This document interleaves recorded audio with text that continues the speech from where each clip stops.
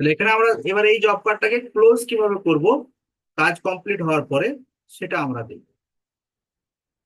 এর আগে ক্রিয়েট করার সময় এখানে আমরা এরিয়া বলে এই জায়গাটা ভুলে গেলাম বলতে, এই এরিয়ার জায়গাটাও অটোমেটিক যদি একবার সেট করে দেওয়া হয় বারবার এটাই আসবে।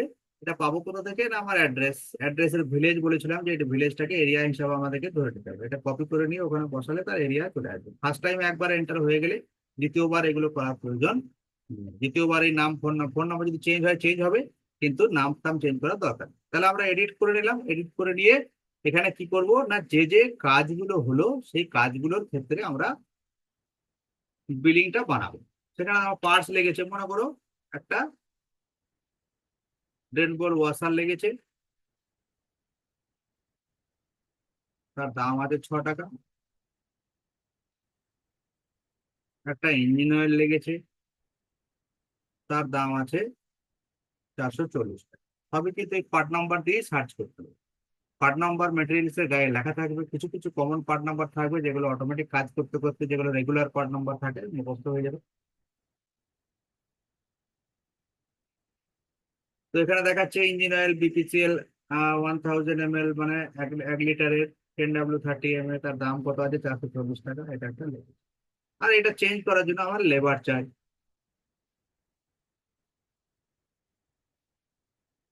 আমার এখানে লেবার চার্জ সার্চ করতে হবে, যেটা হাই রাইসে সার্চ করবো সেটাই। ঠিক আছে, যদি হাই রাইসে আমি এটা সার্চ করি, এটাই আমাকে এখানে সার্চ করলাম। আমার লেবার চার্জ লেগেছে এমআরপি ঘরে আমি 20 টাকা করে।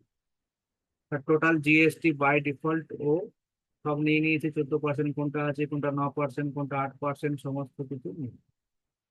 ওকে, এরপরে কি কাজ আছে, না আমার তো এত গেল বিলিং। এরপরে আমাকে কি কি জিনিস ঢোকাতে হবে, 1 নম্বর হচ্ছে এরিয়া ঢোকাতে হবে, মেকানিকের নাম ঢোকাতে হবে, ওয়াশার ঢোকাতে হবে, সুপারভাইজার কে ছিল তার নাম। তাহলে আমরা মেকানিক যে অ্যাভেলেবেল আছে তাকে ঢোকালাম। তো মেকানিক আছে চালক মালাকার, ওয়াশার বয় আছে কৃষ্ণা, সুপারভাইজার আছে হয়তো অরিজিৎ। তো ঘর ফিল আপ হয়ে গেল, সব লিস্টেড হয়েই আছে আগে থেকে। যদি ইনকেস নতুন কেউ হয় তারটা এখানে শুধু এন্টার। ঠিক আছে, যেমন ধরো সোমনাথ লিখলাম। এটা যখন সেভ করতে যাবো আমাকে কি দিচ্ছে না, does not exist new name, ওর করলাম সোমনাথের সেভ হয়ে গেল। এরপরে কোথায় যেতে হবে, এরপরে যেতে হবে জব ডেসক্রিপশন, আমরা কি কি কাজ করেছি। ঠিক আছে, জব ডেসক্রিপশনে গেলাম, ডেসক্রিপশনে গিয়ে এখানে কি কি কাজ হয়েছে, জেনারেল রিপেয়ার্স, বোথ সাইড আমার একই হবে। তারপরে হয়েছে engine oil change, engine oil change.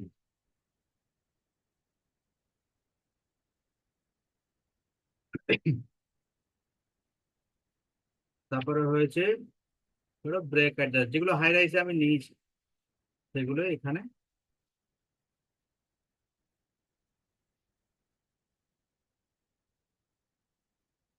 Break adjustment, এই যে সাইডে যে কোড গুলো আছে না, এগুলো হাই রাইসের কোড, এই কোড দিয়ে যে থাকবে সেগুলো সবই কিন্তু আমার হাই রাইস থেকে জেনারেট করা জানতে হবে। কোডটা যদি না থাকে, যদি ফাঁকা থাকে, যেমন এটার কোড নেই, এইটার কোড দেখো নেই, এটার সাইডে কোনো কোড নেই, তার মানে এটা হাই রাইসের নয়, এটা আমাদের এখানে ম্যানুয়ালি প্রিভিয়াসলি এটা করা আছে।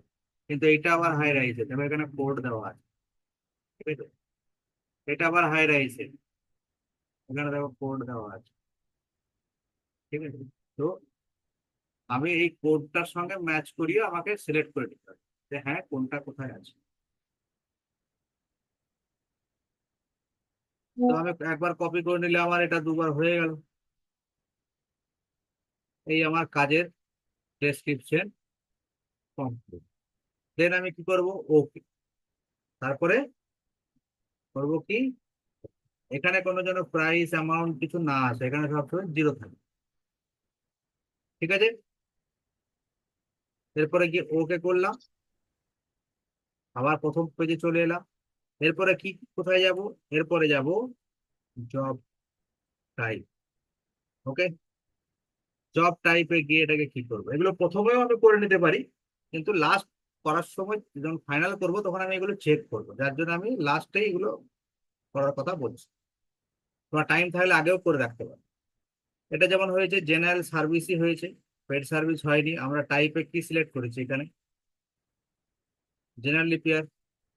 তাহলে আমার এই জব টাইপেও হবে জেনারেল সার্ভিস। যদি আমি জেনারেল সার্ভিস এটা টিক মারলেই হবে। যদি আমি এটা পেড ফ্রি সার্ভিস করি তাহলে ফ্রি সার্ভিসে টিক মারবো, যদি পেড সার্ভিস করি তাহলে পেড সার্ভিস। আর বাকি জেনারেল হলে জেনারেল, আর অ্যাক্সিডেন্টাল হলে এখানে অ্যাক্সিডেন্টাল একটা আলাদা, বাকিগুলো প্রয়োজন। ঠিক আছে,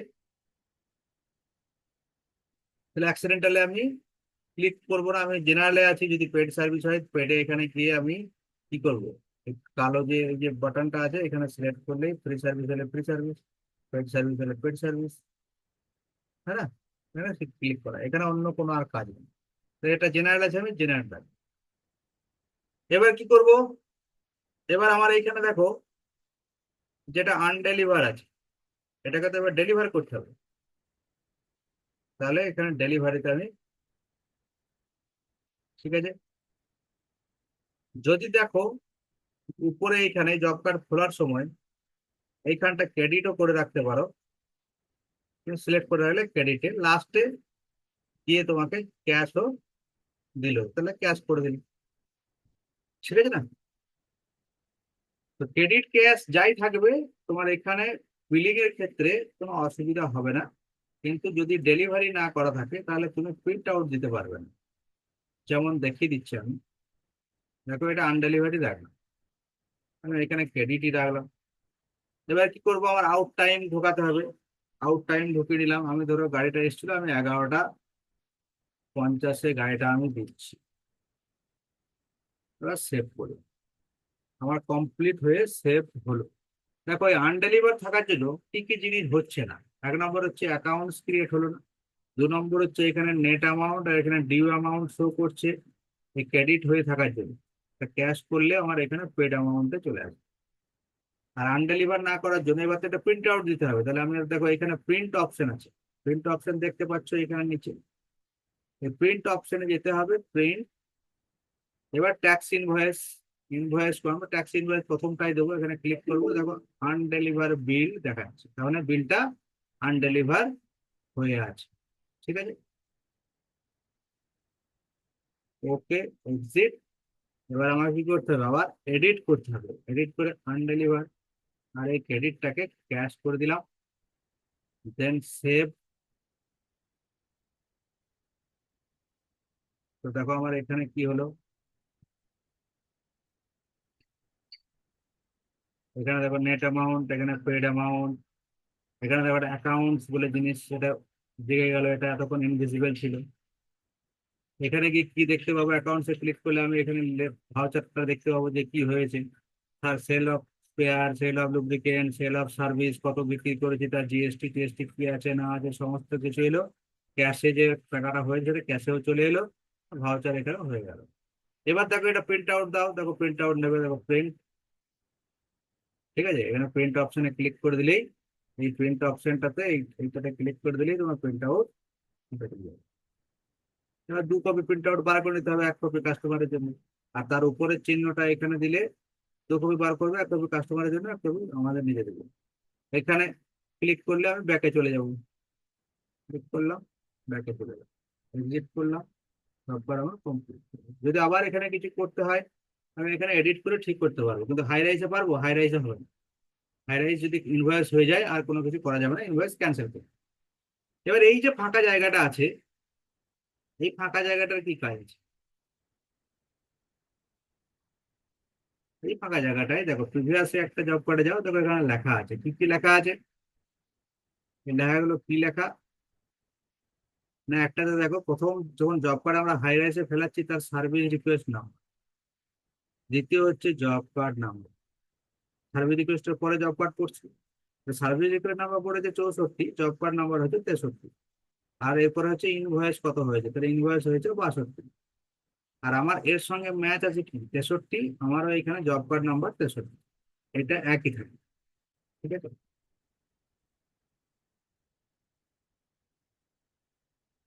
এই তো গেল হাই রাই নেট শপে আমার জব কার্ড ওপেন করা এবং জব কার্ড ক্লোজ করা। বিল প্রিন্ট দিলাম, বিল নিলাম, কাজ হয়ে গেল। হাই রাইসের মতো অতটা এতে ঘোর পেচ না, এই পার্টসে হাই রাইসে কতটা ঘুরতে হচ্ছে। একবার পার্টস ঢোকাও, পিক টিকিট, এখানে যাও, সিকল করো, ওখানে গিয়ে প্রসেস শিপমেন্ট করো, আবার এই যে পার্টস এন্ট্রি কমপ্লিট সেখানে টিক মারো। না, এইসবের কোনো প্রয়োজন এখানে হয় না। এখানে ডাইরেক্ট এন্ট্রি করলাম, কোনো মাল যদি আমার প্রয়োজন হলো দিলাম, যদি না প্রয়োজন হয় রিটার্ন হচ্ছে, তাহলে মালটা এখান থেকে ডিলিট করা। ডিলিট করতে গেলে কি করতে হবে? ডিলিট করতে গেলে এখানে এডিট করতে হবে। নেক্সট টাইপে চলে যায়, এখানে এডিট করতে হবে। ধরো, সরি, এই ডিলিটে কেউ, এই ডিলিটে যেন কেউ ভুল করে মেরে দিও না, ঠিক আছে? এবং যে পপ আপ গুলো দেবে, সেই পপ আপ গুলো কিন্তু পড়বে না, পড়ে ধরো এখানে ডিলিট মেরে দিলাম, এটা ধরো ডিলিট মেরে দিলাম, তো ইয়েস করে দিলাম, আর ইউ শিওর, ইয়েস করে দিলাম। তো আর ইউ শিওর মানে তোমাকে দেখতে হবে যে কি বলছে, নাহলে কিন্তু ডিলিট করে দিয়ে পুরো জব কার্ডটা ডিলিট হয়ে যাবে, ঠিক আছে না? তোমার কাছে হ্যাঁ, ব্যাকআপ না থাকে তাহলে কিন্তু সেই কাজটা করতে গিয়ে আবার অনেক কষ্ট পেতে হবে, নাহলে দ্বিতীয়বার আবার এন্ট্রি করতে হবে, কিংবা ওখান থেকে ডেভেলপার দিয়ে আবার সেটা। নতুন করে আবার সাবমিট করতে হবে। তো এখানে আমরা প্রথমে এডিট করব, এটাকে কোনো একটা মাল যদি এখানে অ্যাড বা মাইনাস করতে হয়, সেক্ষেত্রে এডিট করলাম। এডিট করে মনে করো এই ওয়াশারটা লাগে, তাহলে এখানে গিয়ে সিলেক্ট করলাম, মাউসটা নিয়ে এখানে টাচ করে দিলাম, ক্লিক করে রাইট ক্লিক করব। একটা রাইট ক্লিক করবো, তারপর ডিলিট কারেন্ট এন্ট্রি বলে অপশন আসছে, যদি আমি ক্লিক করি সেখানেও অপশন ডিলিট হয়ে যাবে। যদি আমি ডিলিট তো করতে হচ্ছে না, কিন্তু এই মালটা লাগেনি, আমার অন্য একটা মাল লেগেছে, তাহলে আমি সেই জায়গাতে এটা রিপ্লেস করে দেবো, এখানে এন্টার মারলাম, তাহলে অন্য একটা মাল এখানে এন্টার করবো, ঠিক আছে? আমি যদিও একই এন্ট্রি করছি, কিন্তু অন্য একটা মাল মনে করে অ্যাড করলাম, তো সেটা অ্যাড হয়ে গেল। তাহলে আমার এটা ডিলিট আর করতে হলো না। আর ডিলিট করলে এখানে যদি আমি রাইট ক্লিক করি, আমার কারেন্ট স্ট্যাটাসে এখানে ডিলিট করলেও ডিলিট হয়ে যাবে, তাহলে হয়ে গেল, একটা ডিলিট হয়ে গেল, তাই না? হ্যাঁ স্যার। তারপরে যদি আলাদা করে অ্যাড করতে চাই, তাহলে সেখানে আমি গিয়ে আবার অ্যাড করতে পারি। কিন্তু যদি আমার দেখা যায় যে একটা ডিলিট হবে আর একটা অ্যাড হবে, সেক্ষেত্রে আমি দুবার কি খাটবো? আমি একটা ডিলিট করলাম, তারপর একটা অ্যাড করলাম, আমি যেখানে আছি সেইখানে আর একটা নতুন মাল এন্ট্রি করে দেবো, সেটা অটোমেটিক্যালি চলে যাবে, নতুনটা তার জায়গায় চলে আসবে। এটা হলো সময় বাঁচানোর জন্য বুদ্ধি, ঠিক আছে? হুম। দেন আবার সেভ করলাম, সেভ হয়ে গেল। আর এই নাম্বার গুলো কপি করলাম, এই নাম্বার গুলো যে কপি করতে হবে বাবা, অনেক তো এখানে ঝামেলা। কিছুই না, আগেরটা নাম্বার তুমি ঢুকিয়েছো, সেটা কপি করে নিলে, নেক্সটে যাবে, এডিট করবে, এখানে গিয়ে পেস্ট করলে দেখো সবকটা চলে এসছে। এবার এখানে এগুলো চেঞ্জ হবে, এই 64টা তোমার হয়তো 65 হবে, 63 জব কার্ড নাম্বারটা হয়তো 64 হবে, ইনভয়েস হয়তো 62 কি 63 64 হতে পারে, বা 61ও হতে পারে, যেটা যার যেমন হবে সেরকম হবে, ঠিক আছে? তো আমি মনে করলাম যে এটা 63 হলো, যেহেতু একটা করে কম চলছে, যেমন যেমন আছে সেরকমই আমি লিখে দিলাম, বাস হয়ে গেল।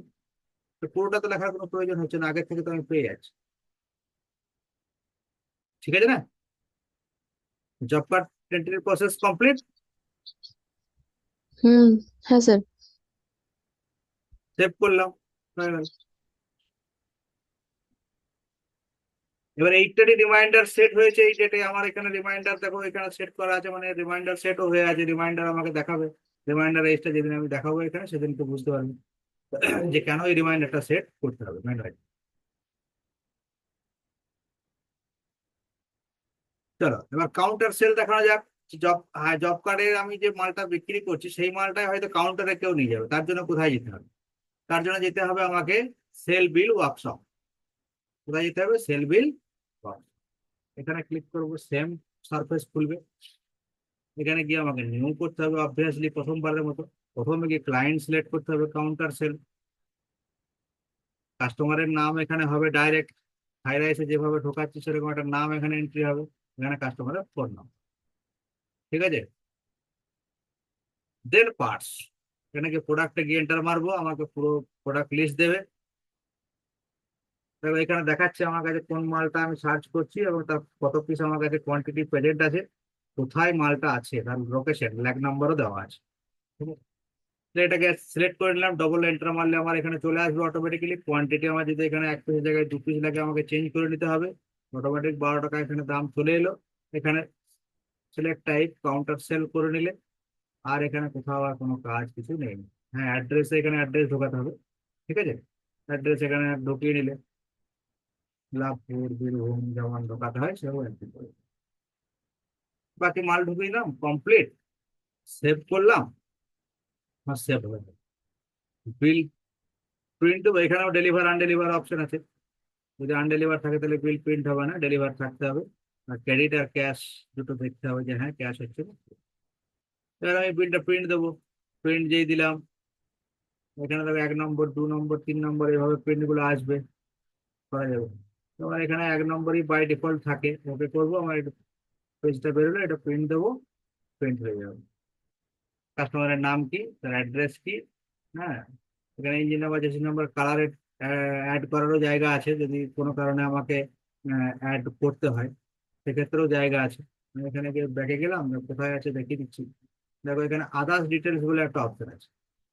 এখানে দেখো মডেল, কালার, ইঞ্জিন অয়েল, কোনো গাড়ির তো মাল নিচ্ছে অবশ্যই, তো সেটা আমি এন্ট্রি করে রাখতে পারি। তার কি করবো, আমরা একটা এফওসি জব কার্ড ওপেন করে দেবো। ডাটা থাকলে আমি ওগুলো করতে পারবো। ইঞ্জিনিয়ার পেয়ে গেলে আমি তার জব কার্ডও খুলে দেবো, তাহলে গাড়ির আমার ভিজিটের একটা রিপোর্ট বেরিয়ে যাবে। ঠিক আছে, কাউন্টার সেলের কোনো বিশেষ কিছু ঝামেলা আছে? নেটশপে কাজ করা খুবই ইজি। হ্যাঁ স্যার। কতক্ষণ লাগবে একটা বিল বানাতে এরকম? 2 মিনিটও লাগবে না। হুম। জব কার্ডের ক্ষেত্রে টাইম লাগতে পারে। জব কার্ডের কাজ নেবে, প্রবলেম আছে, অনেক জায়গা আছে, অনেকগুলো জায়গা ফিল করতে হবে। কিন্তু কাউন্টার সেল ডাইরেক্ট কেউ মাল নেবে, আমি 5টা মাল তাকে বিক্রি করবো, আমার এখান থেকেই পেয়ে যাবো। এবার এই মালটার দামটা ঠিক আছে না কি আছে, আমি যেটা লেখা আছে সেখানে দেখছি না, হাই রাইসে কি হয়েছে না বেড়েছে এখন সেটা দেখার জন্য আমাকে হাই রাইসে সেই যেভাবে দাম চেক করতে হয় বলেছি সেইভাবে চেক করে নিলেই হবে। আর যে কোনো কারণে আমার যদি সন্দেহ হয় যে মালটা অনেকদিন আছে, দাম বেড়েছে, সেটা দেখার জন্য হাই রাইসে গিয়ে চেক করে ফেলবো। বা ওখানে লেভেলে পাচ্ছি না, এখানে হয়তো 6 টাকা দেখাচ্ছে কিন্তু মালটার দাম আদৌ কি 6 টাকা আছে না 12 টাকা হয়েছে, সেটা দেখার জন্য হাই রাইসে গিয়ে আবার চেক করলে দেখতে পেবে। তার জন্য এই কাউন্টার সেল এই বিলটাই তো আবার হাই রাইসে কি হবে। দেখো এখানে হয়েছে, হাই রাইসে ওটিসি বিল নাম্বার এখানে দেখো দেওয়া আছে, ইনভয়েস নাম্বার। এই বিলটাই হাই রাইসে হয়েছে। তাহলে প্রথমে আমি নেট শপে এটা বিক্রি করে নিলাম, ফাইনালাইজ হাই রাইসে গিয়ে করলাম। হাই রাইসের নাম্বারটা এনে এখানে ফেলে যাবে। ঠিক আছে, এখানে যদি দামের কোনো চেঞ্জ হয় সেটাকে অ্যাডজাস্ট করে রেখে দিলাম, যে হ্যাঁ দামটা এমআরপি হয়তো 124 টাকায় আমি বিক্রি করেছি, কিন্তু হাই রাইসে 1 টাকা কমে গেছে, আমি তো দেখিনি, তাহলে এখানে 123 টাকা হবে। কিংবা যদি বেড়ে যায় তাহলে সেটাও আমার 125 টাকা করতে হবে, করে এখানে ডিসকাউন্ট দেখিয়ে লস বুক করতে হবে, লস দেখাতে হবে। তাছাড়া তো উপায় নেই, কারণ কাস্টমার কাছ থেকে তুমি তো পয়সা নাও না। তুমি তো 124 টাকায় নিয়েছো কিন্তু দাম 125 টাকা হয়ে গেছে। তার জন্য আগে হাই রাইসে চেক করে নিতে হবে যে হ্যাঁ কি আছে, এবং তার রেফারেন্স হাই রাইসে যে ইনভয়েসটা হলো তার রেফারেন্স নাম্বারও তো এখানে পুট করা আছে। এমনি এইটাও এন্ট্রি করলাম যখন, তখন এরও আমি কিন্তু এখানে দেখতে পাবো। এইরকমই আমি পরপর দেখো এখানে একটা নাম্বার পড়ছে, এরও নাম্বার পড়বে 35 নম্বর, তাহলে এর আগে হাই রাইসের নাম্বার পড়ে যাচ্ছে দেখো 35 নম্বর। ঠিক আছে, কিন্তু এখানে আছে 34 নম্বর। এটা কি ভুল করে আছে?